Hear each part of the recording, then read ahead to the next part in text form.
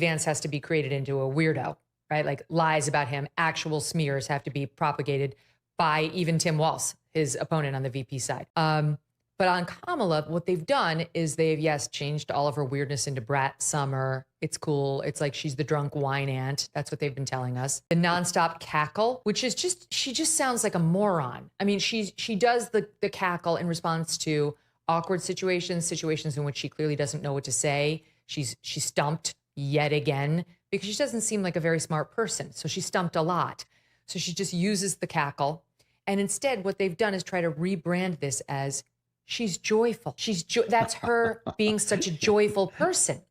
And by the way, not just Kamala, but Democrats. So they're parlaying it into the enthusiasm we're seeing by Democrats that they've been brought back from the dead, right? They had a nearly dead candidate who they were going to have to drag across the line weekend at Bernie style on November 5th. Now they've gotten a live person.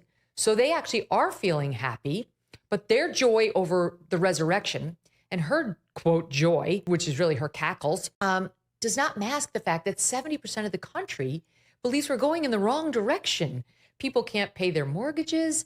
There's a flood of illegals here, over 10 million, who are hurting people, infecting us with fentanyl and so on. And yet, just listen to the Pravda media.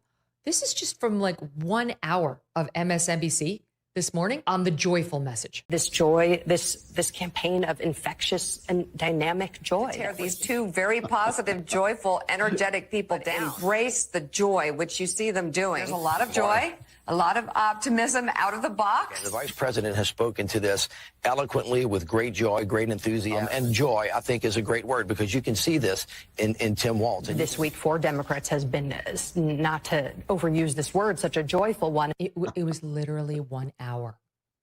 I mean, what do you make of it? Well, it's infectious joy. It's like syphilis or measles or something. You just can't help catching the joy. And listen, you're right. There is some joy in the Democrat Party. The people who were going to sit this election out because they could not bring themselves to vote for a dead man are now turning up. And there's no question about this. And the Trump campaign should pay attention to it. And Republicans should pay attention to it. It's a real thing. It's not affecting Trump's popularity, which has remained just about where it was, just under 50%. That's good. And because a lot of it has to do with independence.